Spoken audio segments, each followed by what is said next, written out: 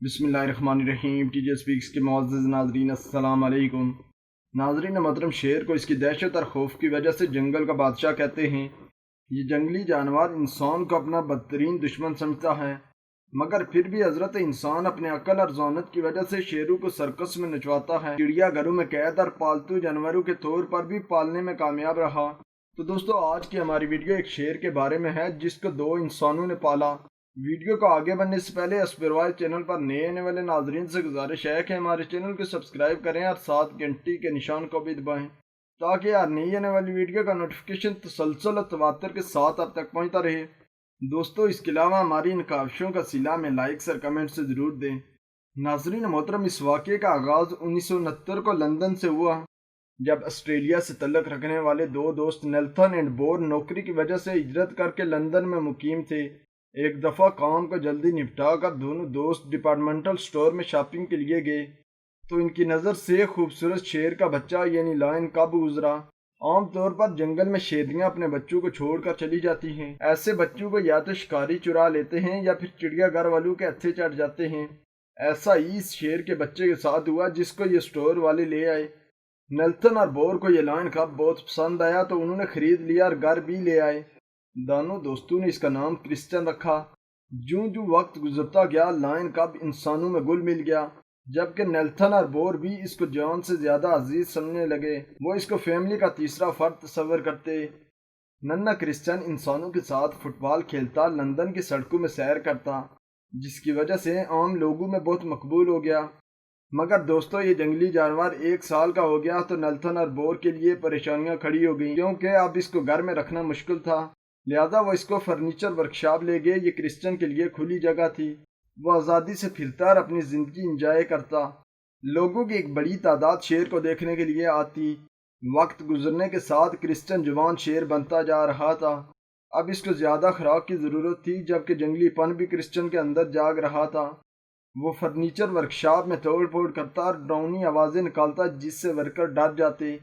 لہذا نیلتھن اور بور نے سوچا کہ کرسچن کو یہاں سے بھی کسی دوسری جگہ منتقل کرنا پڑے گا۔ وہ اپنے دوست کی مدد سے کرسچن کو ایک قبرستان میں لے گئے۔ اب اس نئی جگہ شیر آسانی سے زندگی گزار رہا تھا۔ دوسری طرف انسانوں کے ساتھ اس کا پیار کم نہ ہوا۔ کرسچن ایک جوان شیر بن گیا اور اس کے اخراجات برداشت کرنا مشکل ہو گئے تھے، تو نیلتھن اور بور نے اس کو جنگل میں چھوڑنے کا پروگرام بنایا۔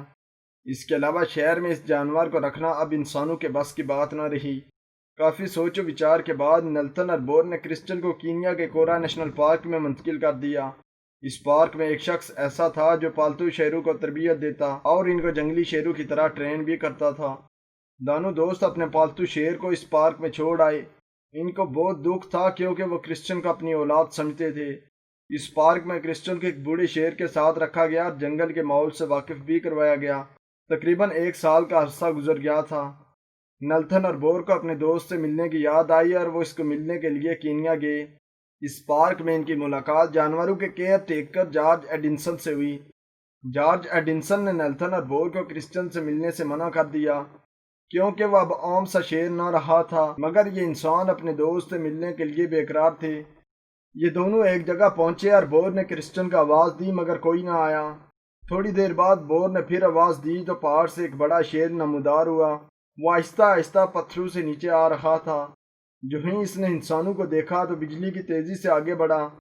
جارج ایڈنسن ڈر گیا، وہ بھی شیر کی طرف بھاگا کہ کہیں نیلتھن اور بور کو نقصان نہ پہنچا دے، مگر اس جنگلی جانور نے اپنے دونوں دوستوں کو گلے لگایا، ٹھیک اسی طرح جیسے ایک انسان کئی سالوں بعد اپنے قریبی دوست سے ملے تو گلے ملتا ہے۔ یہ حیرت انگیز منظر تھا کیونکہ ایک جنگلی جانور اپنے انسان دوستوں کو 1 سال بعد بھی نہ بھولا۔ اس منظر کو کیمرے کی آنکھ میں محفوظ کر لیا گیا اور اس ویڈیو نے آج بھی انسانوں کو رلایا۔ جلد ہی یہ ویڈیو وائرل ہو گئی اور کرسچن دا لائن کے نام سے ناول بھی پبلش ہوئے۔ دنیا بھر کے خبرات اور نیوز چینلز میں 2 انسانوں اور ایک شیر کی دوستی کو ماڈل کے طور پر پیش کیا گیا۔ تو دوستو، اگر آپ کو ہماری یہ انٹرسٹنگ ویڈیو اچھی لگی ہے تو اس کو لائک کریں، اپنے دوستوں کے ساتھ شیئر بھی کریں۔ اگر آپ اس طرح کی مزید اچھی ویڈیوز دیکھنا چاہتے ہیں تو ہمارے چینل کو سبسکرائب کریں اور ساتھ گھنٹی کے نشان کو بھی دبائیں تاکہ ہر نئی آنے والی ویڈیو کا نوٹیفیکیشن تسلسل تواتر کے ساتھ آپ تک پہنچتا رہے۔ تب تک فی امان اللہ۔